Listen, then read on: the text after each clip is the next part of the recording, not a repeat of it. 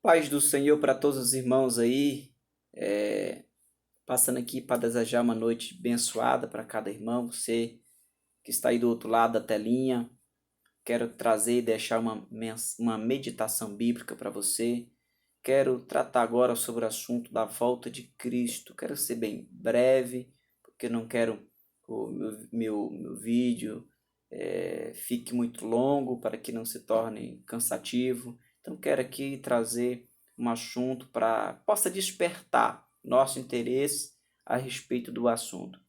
Em 2 Tessalonicenses, no capítulo 2, do versículo 1, quero aqui, sem mais delongas, né? Eu quero fazer essa leitura e vamos agora discorrer um pouco nesse assunto. Diz assim, olha: ora, irmãos, rogamos vós pela vinda de nosso Senhor Jesus Cristo e pela nossa reunião com Ele. É interessante esse assunto aqui.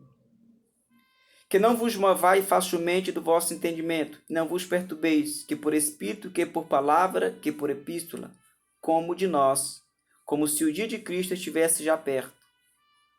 Ninguém de maneira alguma vos engane, porque não será assim em que antes venha a apostasia e se manifeste o homem do pecado, filho da perdição, o qual se opõe e se levanta contra Deus, e tudo que se chama Deus ou se adora, de sorte que assentará como Deus no templo de Deus, querendo parecer Deus. Interessante a gente tratar sobre esse assunto aqui, irmãos.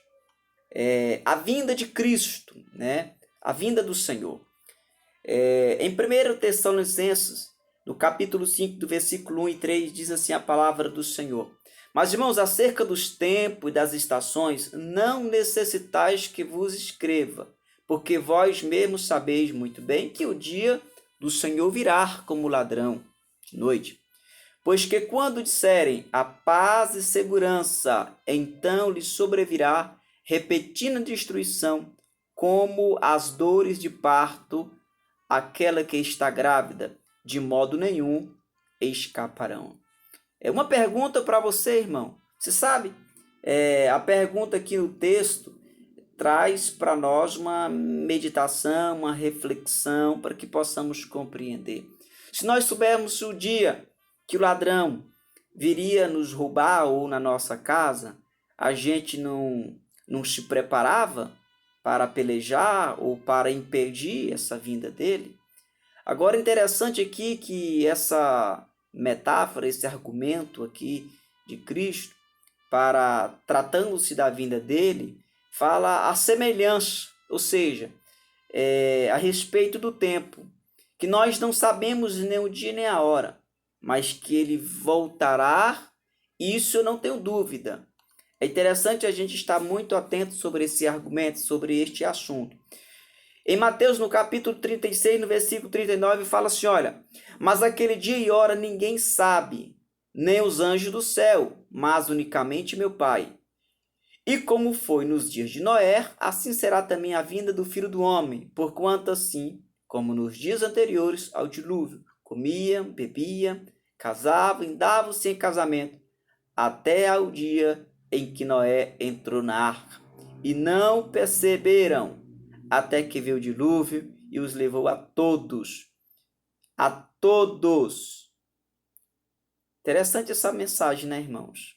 Os levaram a todos. Assim também a vinda do Filho do Homem. Ou seja, o que aquele povo fazia? Comia, bebia, casava, dava-se em casamento.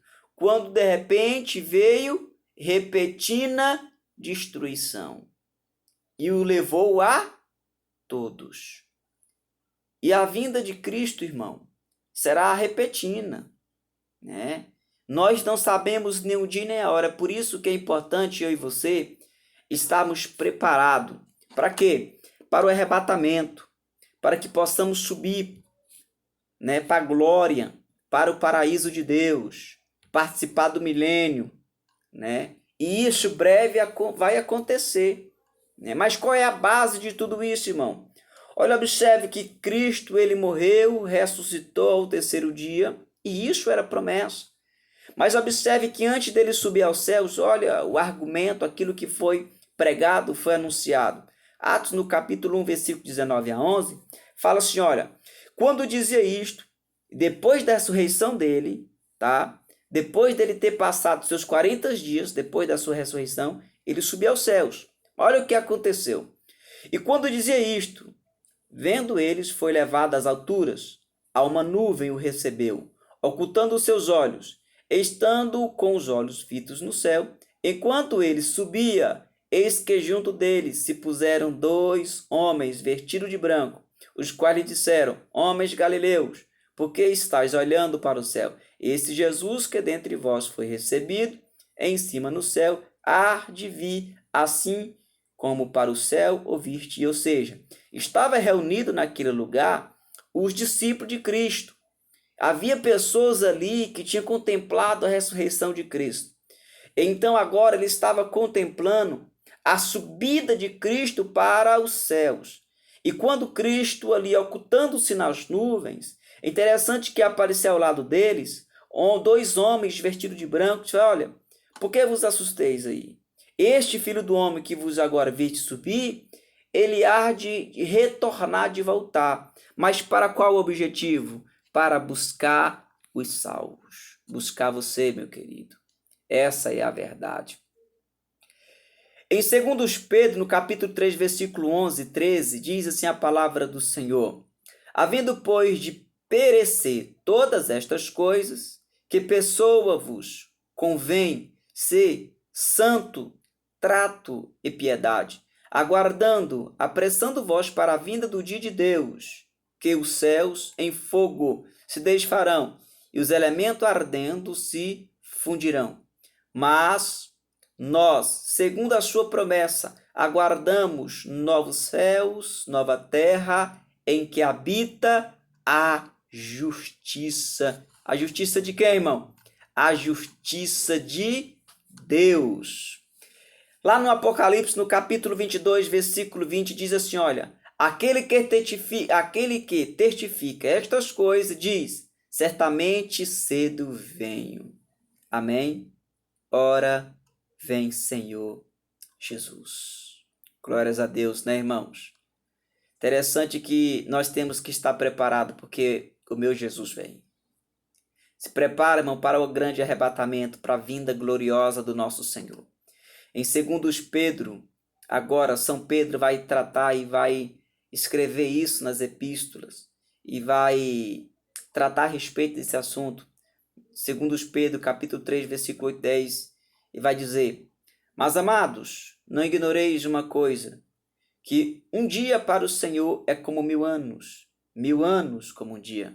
O Senhor não retarda a sua promessa, ainda que alguns a tenham por tardia, mas é longânimo para conosco, não querendo que alguns se percam, senão que todos venham arrepender-se. Mas o dia do Senhor virá como ladrão de noite, no qual os céus passarão com grande estrondo, os elementos ardendo se desfarão, e a terra e as estrelas e as obras que nele há se queimarão.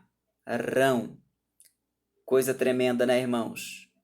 Agora eu tenho uma palavra de Deus para você, a respeito, você que a gente sabe, até a vinda de Cristo, muitos morrerão, principalmente agora nessa epidemia. Espero que nenhum servo do Altíssimo venha morrer, mas se porventura nós estamos sujeitos a estas coisas, mais importante é que aquele que está em Cristo tem a salvação garantida. 1 Tessalonicenses capítulo 4, versículos 16 e 17. Essa palavra é para que possa confortar tanto os familiares daqueles que têm perdido um ente querido, e como para você que está de pé, está vivo e guarda no coração estas coisas. Olha o que fala lá em 1 Tessalonicenses capítulo 4, versículos 16 e 17. Diz assim, olha, porque o mesmo Senhor descerá do céu com alarido, com a voz de arcanjo e com a trombeta de Deus. E os que morreram em Cristo ressuscitarão primeiro. Depois nós, o que ficarmos vivos, seremos arrebatados, juntamente com ele nas nuvens, a encontrar o Senhor nos ares, e assim estaremos sempre com o Senhor. Que Deus abençoe a tua vida em nome de Jesus.